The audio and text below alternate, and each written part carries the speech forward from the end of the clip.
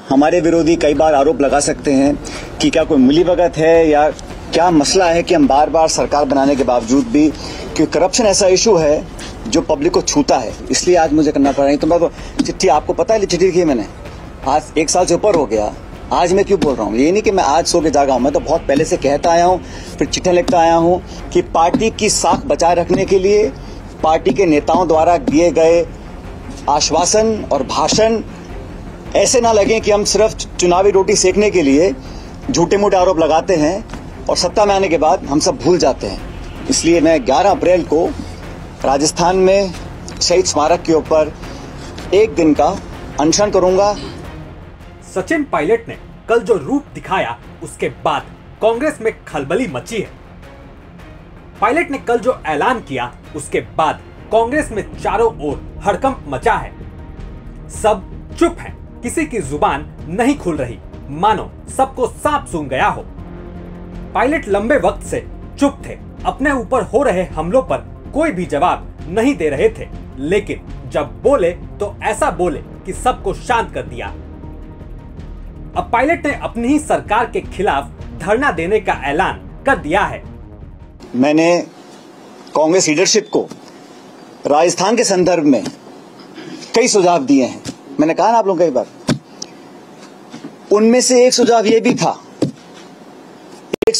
भी था कि पार्टी की साख बचाए रखने के लिए पार्टी के नेताओं द्वारा दिए गए आश्वासन और भाषण ऐसे ना लगे कि हम सिर्फ चुनावी रोटी सेकने के लिए झूठे मूठे आरोप लगाते हैं और सत्ता में आने के बाद हम सब भूल जाते हैं। तो ये सुझाव भी मैंने लीडरशिप को दिया था, लेकिन अभी तक इस पे कार्रवाई हुई नहीं है, ये हम सब जानते हैं। इसी को देखते हुए इसलिए मैं 11 अप्रैल को राजस्थान में शहीद स्मारक के ऊपर 1 दिन का अनशन करूंगा, इस बात को दोबारा रखने के लिए कि करप्शन को लेकर हमारी सरकार जो कहती है हम कर दिखाएंगे।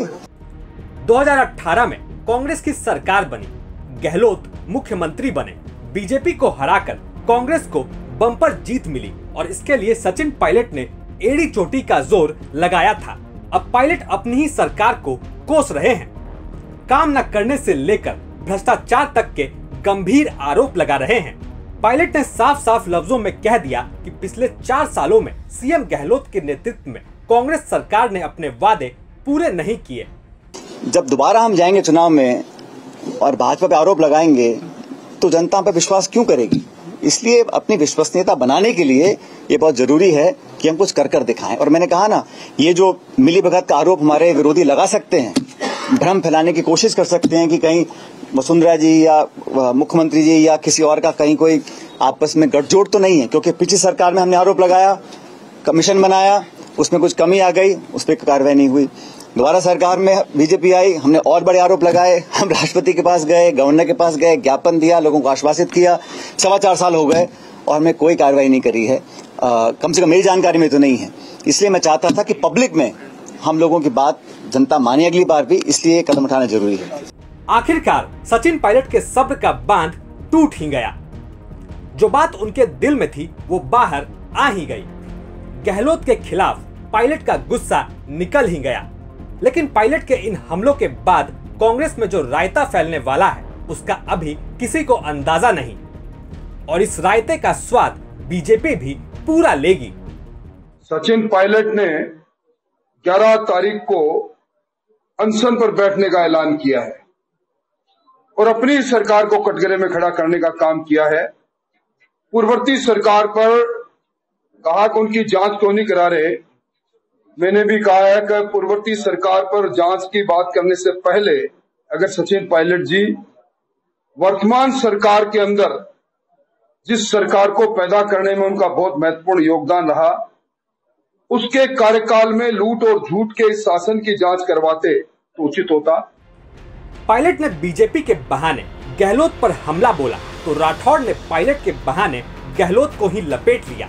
लेकिन पायलट और बीजेपी दोनों समझ ले कि गहलोत अभी चुप हैं, शांत नहीं, उन्होंने अपने पत्ते खोले ही नहीं। गहलोत अभी भी अपने एक कदम से पायलट को शांत कर सकते हैं।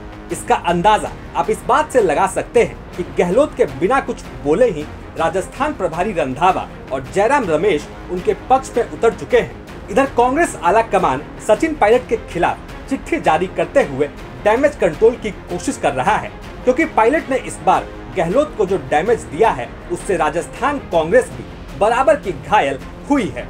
अब चुनावी मैदान में उतरने से पहले कांग्रेस के लिए इस चोट से उभरना ही सबसे बड़ी चुनौती साबित होने वाली है। ब्यूरो रिपोर्ट, राजस्थान तक।